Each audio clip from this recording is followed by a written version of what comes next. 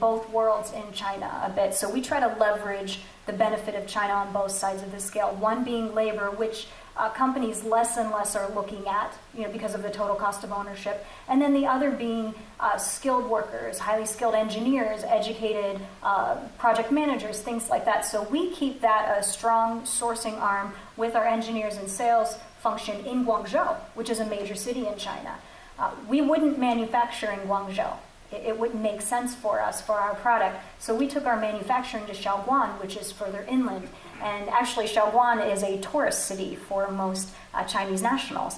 And there's only one other U.S. company there, and that's Praxair.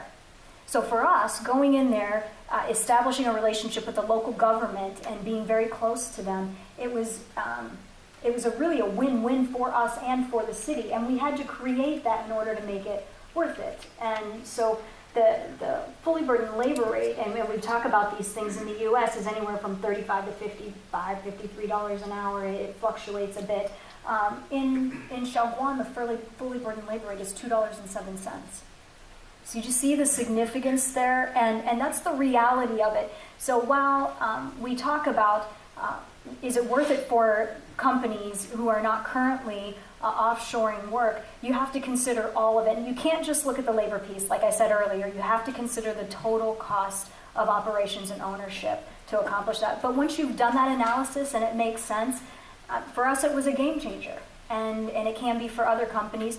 And then there are those companies where their product that they manufacture or the service that they provide, it does not make sense. They're better off keeping it here in the U.S. Or in their wherever they're at currently, and not making that move. I'm sorry, you have to think long term as well. You can't be short-sighted when you're looking to go overseas. This isn't a 24-month or a 3-year play. You have to be looking down the road quite a ways, which is why we went so far inland, because we know that the particular city that we chose, when we met with several different cities and their government officials, we know that the one that we chose has probably another 10, maybe 15 years before it reaches a Guangzhou type of saturation and labor pool.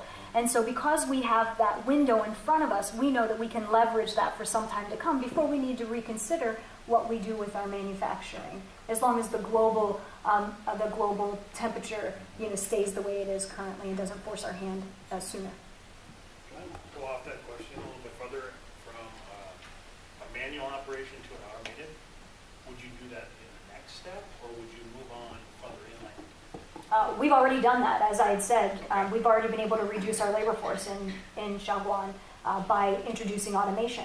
So we went in, we were very strategic about it. We went in, we had a specific plan with the local government because they're not very fond of you decreasing the labor force, and they're certainly not fond of it within your first few years of operation because there's an exchange of an agreement there.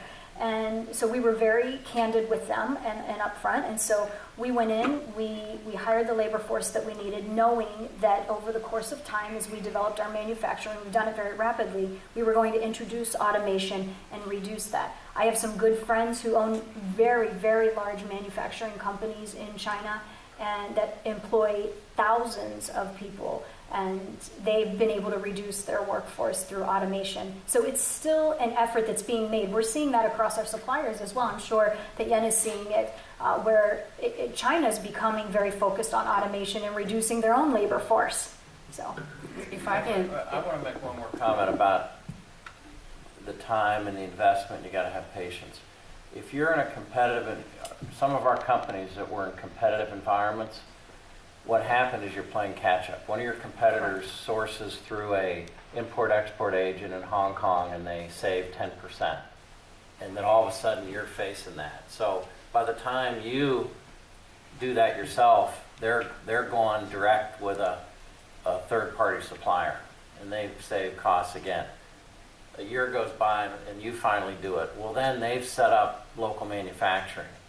So our philosophy at Jordan was, if you know you're going to get there, just instead of just being behind the 8 ball all the way, just bite the bullet and look at local manufacturing, and then it's like you want to build a factory yourself, JV or an acquisition. But when you do that, the costs are huge up front. And so if you're in a EBITDA-driven company where the management being driven by EBITDA, we have to really, it's almost like we know that your EBITDA consolidated is going to go down for a few years, but we're focused on where you're going to be in 3 or 4 years.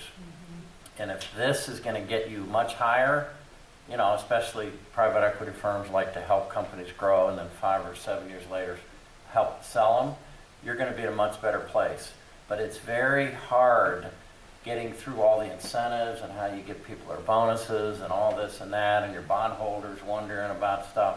But if the top management, like Teresa, is committed to that and your investors are committed, you can get there, but it's a long-term process. And I think, I'm sorry, just very quickly, it's about being smart as well. When you're looking to make those transitions, I mean, we did our homework.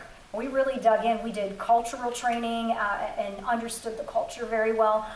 We met frequently with the government officials before we even broke ground. We did all of those things. So we were very smart about it. And we were actually profitable in our very first year of operations in China, which is almost unheard of. But because we did some smart work up front, and we controlled the process all throughout. I mean, I was heavily involved in this with my executive team. And because we stayed very close to it, I was in China a lot, which are those costs that are incurred.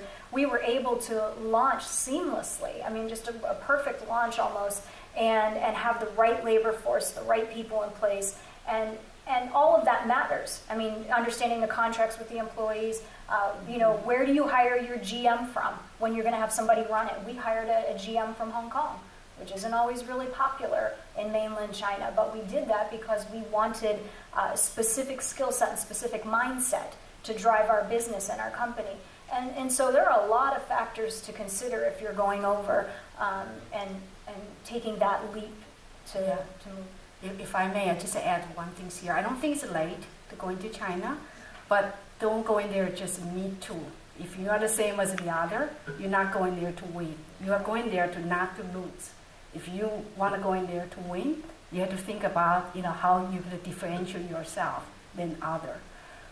20 years ago when we established that engine plan, that's probably the last 5 companies is making engine at that time, our similar engine. Today is over 1,000 manufactured there. So you've got to think about that. If you just a me-too product or the concept, go in there, then you're going there just try to not to lose, but you've got to get in there, do homework, try to win. And that's make a big difference. Well, thank you.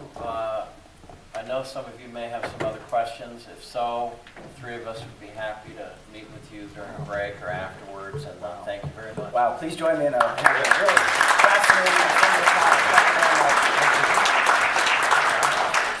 So on behalf of the Chamber, I have a token of appreciation for you. Thank you. Teresa, this is a little extra here for the promotion of my firm. Thank you. And again, thank you very much. Great job. Thank you. Appreciate it. Thank you. So much. Yes.